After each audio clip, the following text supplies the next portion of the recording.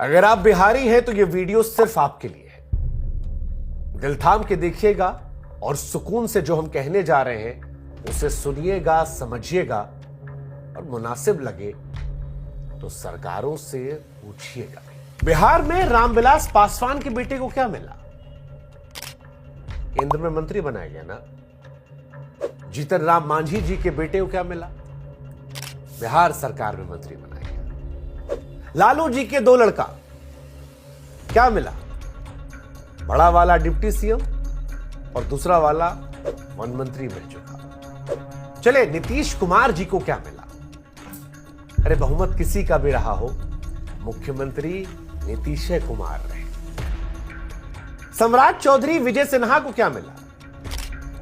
ये दोनों भी डिप्टी सीएम बन गए। लेकिन बिहार वालों, आज हमारा सवाल आपसे है कि तुम्हारे बच्चों को क्या मिला? लाठियां? छात्रों पर लाठियां बरस गई हैं। लाठियां? सिर्फ लाठियां? ये कैसा लोकतंत्र है बिहार का जो लाठियों पर लिखा जा रहा है? जेपी की भूमि पर यह कैसा लोकतंत्र है जिसने बिहार के बच्चों की पीठ को पायदान बना दिया है?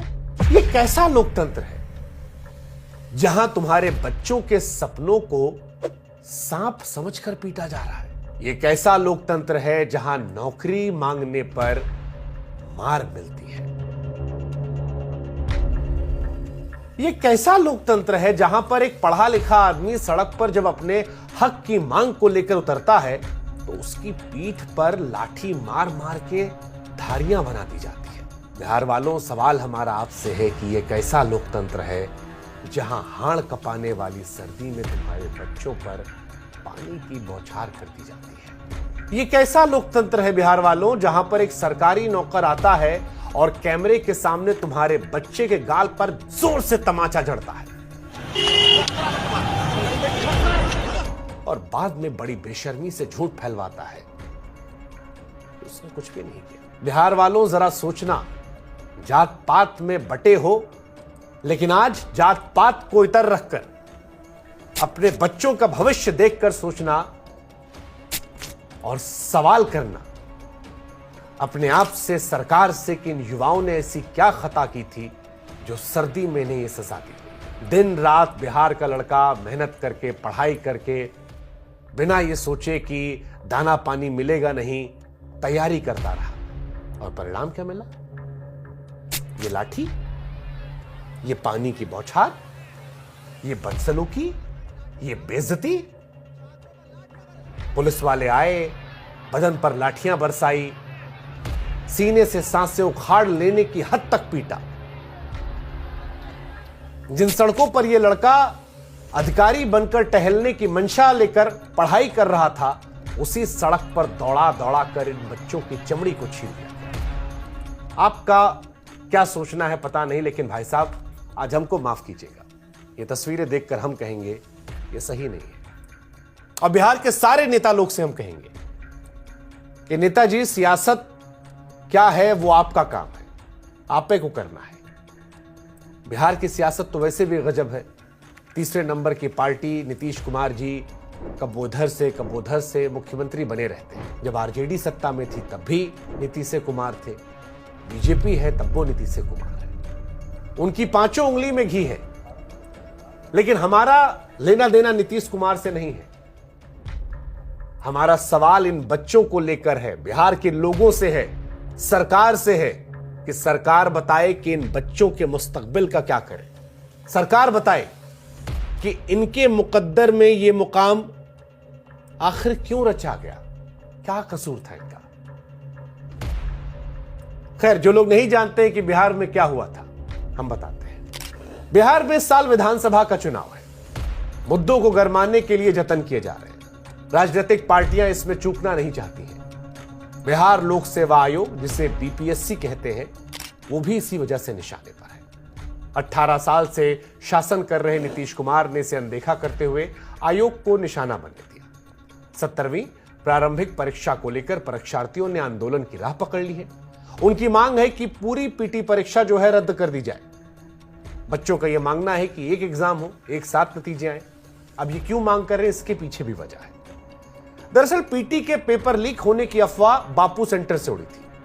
परीक्षार्थियों को पेपर थोड़े अंतराल में 2 बार बांटे गए। कहा गया कि सेंटर पर कुछ पेपर जो थे वो कम पड़ गए, ऐसे में दूसरे केंद्र से पेपर मंगवाने पड़े। लड़का लोग को लगा कि कहीं बेईमानी ना हो जाए। खबर वायरल होती गई। बच्चे अपने भविष्य को लेकर डरे हुए थे और इसी वजह से परीक्षा का बहिष्कार करते हुए हंगामा करने लगे। इसी हंगामे के दौरान पटना के डीएम चंद्रशेखर सिंह ने एक परीक्षार्थी को थप्पड़ जड़ दिया। हंगामे के चलते बापू सेंटर की परीक्षा रद्द हो गई।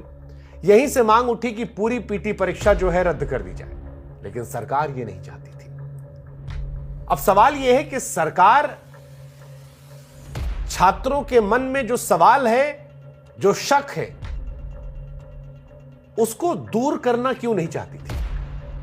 अगर सरकार को लग रहा था कि उनके मन में जो है वो सही है, तो छात्रों को इस कदर भरोसे में क्यों नहीं लिया गया कि आंदोलन बंद हो जाता। और ये पहली बार भी तो था नहीं। लेकिन क्योंकि इस बार 2025 में बिहार में चुनाव है, छात्रों को सड़कों पर देखकर कई राजनीतिक दल थे जिनकी भी लाल टपकने लगी। सरकार बनाने की इच्छा मन में जागने लगी। वो भी आ गए। प्रशांत किशोर का एक नाम सामने आया। नई नई पार्टी बनाकर सियासत में उतरे प्रशांत किशोर भी छात्रों को अपने साथ लाने की कोशिश करने लगे, उनके प्रदर्शन में शामिल हुए। लेकिन पुलिस ने जब लाठी चार्ज किया तो लाठी प्रशांत किशोर की पीठ पर नहीं पड़ी। मार खाने के लिए बिहार का लड़का लोग खड़ा था। पानी की बौछार प्रशांत किशोर पर नहीं पड़ी। पीठ को पायदान प्रशांत किशोर के नहीं बनाया गया। नीतीश कुमार जी का लड़का, लालू जी का लड़का, पासवान जी का लड़का, मांझी जी का लड़का, प्रशांत किशोर या जितना नेता बिहार का है XYZ, किसी के पीठ पर पुलिस ने लाठी मार मार कर धारी नहीं बनाया। धारी बिहार के लड़का की पीठ पर बनी। और बच्चों जिनकी पीठ पर लाठी की धार बनाई गई, वो पुलिसिया कार्रवाई ये बताती है कि सरकार में बैठे लोगों का पुलिस तंत्र पर नियंत्रण नहीं है। क्योंकि स्थिति ऐसी नहीं थी कि लाठी चलाने की नौबत आती। ये समझने में देर नहीं लगनी चाहिए कि ऐसा करवाया गया। ऐसे लोग तंत्र पर हावी हैं जो इस मुद्दे को तूल देना चाहते थे। सरकार चाहती तो शुरुआत में ही समाधान का इरादा जताकर आंदोलन को भड़कने से रोक सकती थी। जब समस्या सिर पर चढ़ी तब परीक्षार्थियों के प्रतिनिधियों की बात भी हुई थी। उप मुख्यमंत्री सम्राट चौधरी ने मुख्यमंत्री से बातचीत के बाद बयान दिया कि सरकार जल्द ही समाधान निकालेगी। कहा कि ये मुद्दा बनाओ अभियान का हिस्सा है। एनडीए सरकार आयोग की स्वायत्तता में दखल नहीं देगी, जैसा पिछली सरकारें करती आई हैं। राजनीतिक बयानबाजियों का दौर चला, लेकिन सरकार को भी अपने गिरेबान में कम से कम एक बार तो झांकना चाहिए, और आयोग को भी, क्योंकि बीपीएससी में यह कोई पहला विवाद नहीं है, बल्कि विवादों से बीपीएससी का गहरा नाता रहा है। उदाहरण के तौर पर साल 2023 में प्रारंभिक परीक्षा के पेपर लीक होने का मामला सामने आया था। 56वीं 59वीं परीक्षा में भी गड़बड़ झाले की खबर आई थी। तब घूस लेकर डीएसपी बनने का केस खुला था और मुकदमा भी दर्ज किया गया था। बीजेपी के विधान पार्षद रहे आयोग के सदस्य रामकिशोर सिंह 30 लाख रुपए लेकर नौकरी देने के मामले में घिरे थे। 2017 में लेक्चरर की बहाली में खूब अनियमितता हुई थी। ऐसे अभ्यर्थी भी चुने गए थे जिनके पास निर्धारित पात्रता नहीं थी। यहां तक कि इंटरव्यू नहीं देने वाले भी यहां सेलेक्ट हो गए थे। लिस्ट यही नहीं थमती है, बीपीएससी के साथ जुड़े विवादों की लिस्ट आगे भी है।